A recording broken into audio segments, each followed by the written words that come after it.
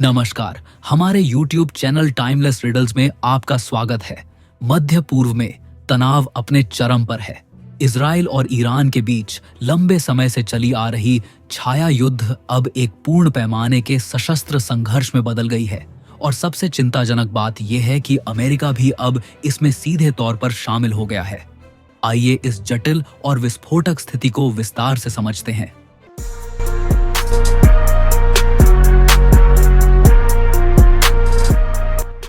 वर्तमान स्थिति का विस्तृत विवरण।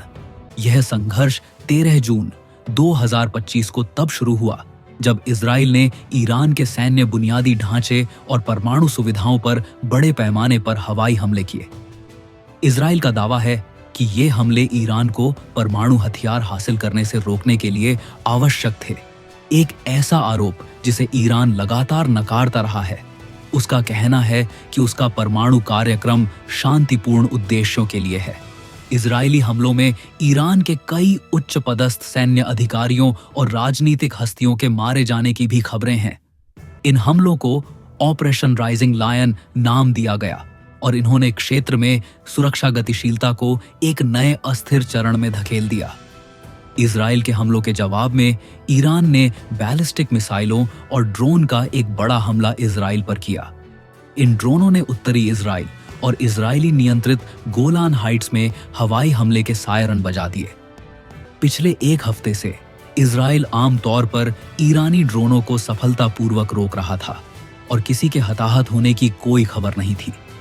हालांकि शुक्रवार को ईरान से दागी गई मिसाइलों ने दक्षिणी इजरायली शहर बेरशेबा और हाइफा के शहर के केंद्र में इमारतों को नुकसान पहुंचाया।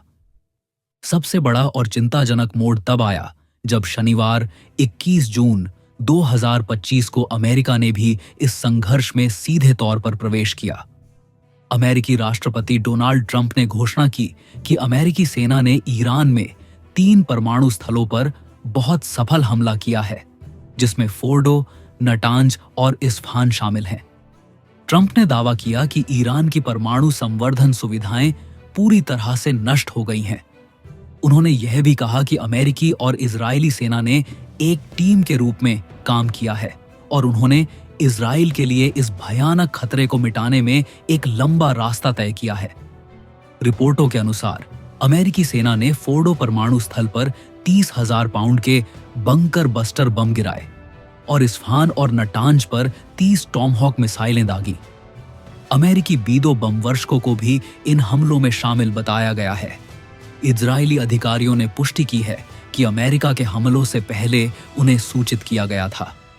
अंतर्राष्ट्रीय प्रतिक्रिया और ईरान की धमकी। इस संघर्ष ने वैश्विक स्तर पर गंभीर चिंताएं पैदा कर दी है। संयुक्त राष्ट्र महासचिव एंटोनियो गुटेरेस ने अमेरिका द्वारा ईरान के खिलाफ बल प्रयोग की निंदा की है और स्थिति को और अधिक बढ़ने से रोकने का आह्वान किया है। दुनिया भर के देश स्थिति को करीब से देख रहे हैं। इस संघर्ष के वैश्विक अर्थव्यवस्था, विशेष रूप से ऊर्जा बाजारों पर भी गंभीर प्रभाव पड़ रहे हैं। स्ट्रेट ऑफ हॉर्मुज, जिससे वैश्विक तेल का लगभग 20% व्यापार होता है, के खतरे में होने से ब्रेंट क्रूड की कीमतें 6% से अधिक बढ़ गई हैं। ईरान ने अमेरिकी हमलों की पुष्टि की है, लेकिन दावा किया है कि इन हमलों से कम या कोई नुकसान नहीं हुआ है, क्योंकि सामग्री को पहले ही स्थलों से खाली कर दिया गया था। ईरान के सर्वोच्च नेता खामेनेई के एक प्रतिनिधि ने अमेरिका पर जवाबी हमलों का आह्वान किया है, यह कहते हुए कि अब हमारी बारी है, बिना किसी देरी के कार्य करने की।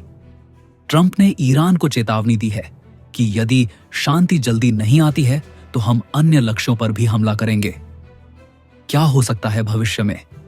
यह सवाल सबसे महत्वपूर्ण है कि इस संघर्ष का भविष्य क्या होगा।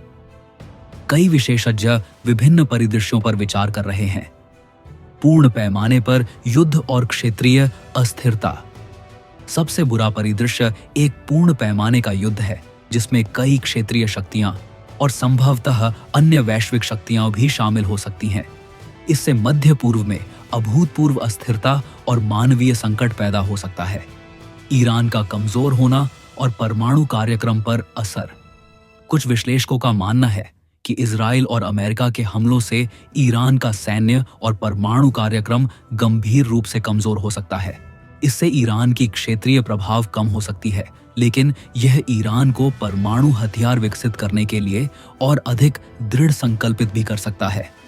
स्ट्रेट ऑफ हॉर्मुज का बंद होना। ईरान द्वारा स्ट्रेट ऑफ हॉर्मुज को बंद करने की धमकी एक गंभीर वैश्विक चिंता है।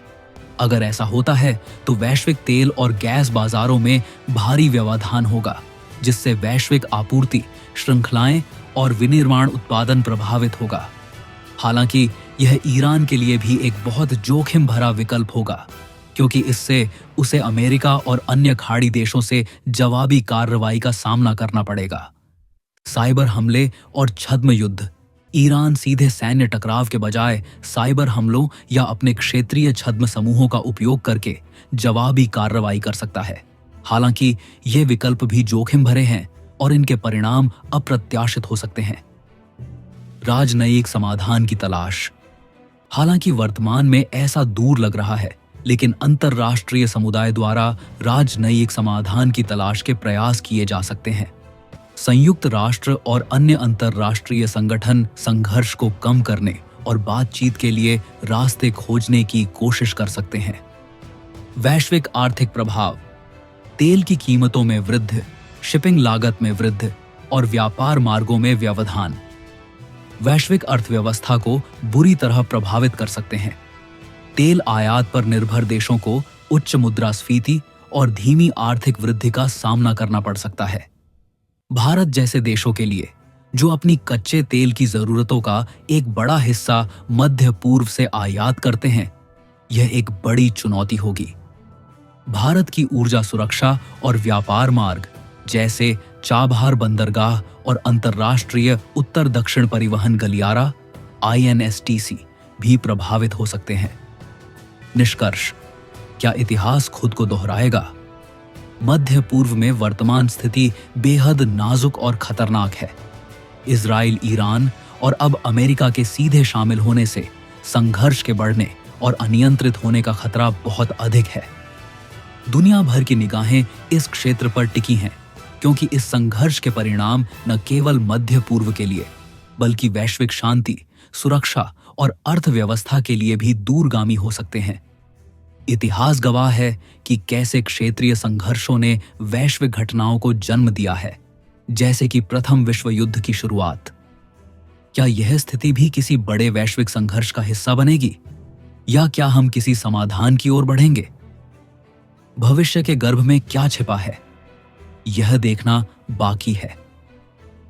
हमें उम्मीद करनी चाहिए कि राजनयिक प्रयासों से स्थिति को शांत किया जा सकेगा और आगे किसी भी विनाश को रोका जा सकेगा।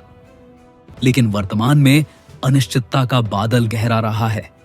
दोस्तों, जैसा कि आप जानते हैं, हमारा चैनल सिर्फ आज की खबरों तक सीमित नहीं है। हम इतिहास की गहराइयों में छिपी घटनाओं और रहस्यों को भी उजागर करते हैं, ताकि आप समझ सकें कि कैसे अतीत वर्तमान को आकार देता है।